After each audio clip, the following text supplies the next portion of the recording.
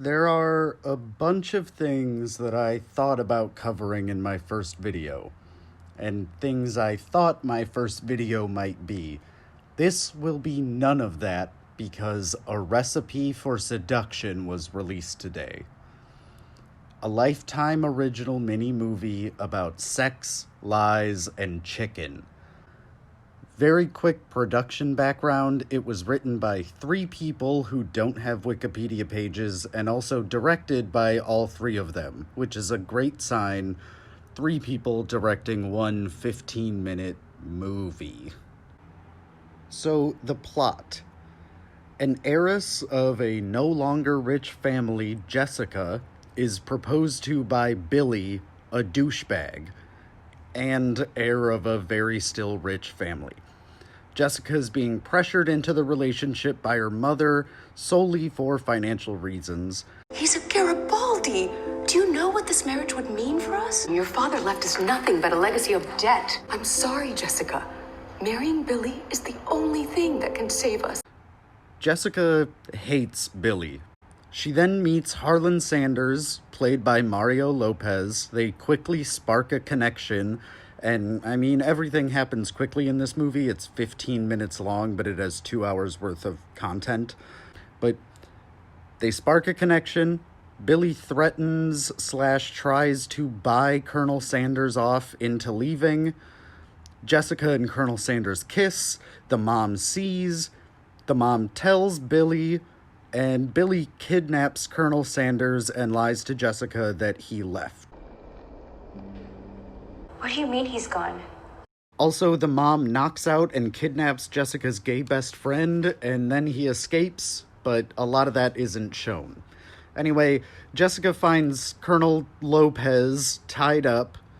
The gay best friend is also there somehow, and they shove and bop the mom and Billy one time each, and they're saved. Cut to Colonel Sanders and Jessica's wedding, then in a very out-of-character moment for the movie, we get a shot of the mom in a psychiatric facility, and this feels out of character because if psychiatric facilities existed in this universe, everyone in this movie should have been institutionalized a long time before the story started. Anyway, mom's there, Billy shows up and says, "I found him," and bites into a chicken wing. Fade to black, roll credits. The rushed pace obviously affected the dialogue and acting, both of which were pretty bad.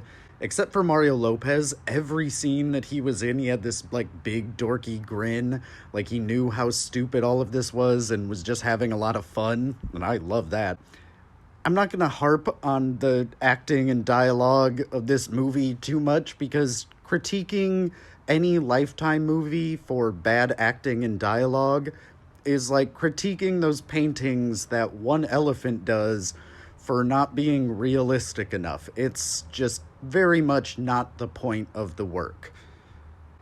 And picking on Recipe for Seduction for its bad movie making is like trying to mock someone who is already mocking themselves. You kinda can't. The only thing you can do is laugh with them, not at them. And with that said, this movie is pretty goddamn hilarious. From the actual supposed to be funny dialogue. Beat it, Crouton. Get back to the kitchen. Don't call me Crouton. To the stakes being very low or completely forgotten in some scenes. We're weeks away from the bank repossessing our house. Jessica! I'm afraid she's just run out to get a new phone. Seems she lost hers. To the action sequences. It's all just comedy gold.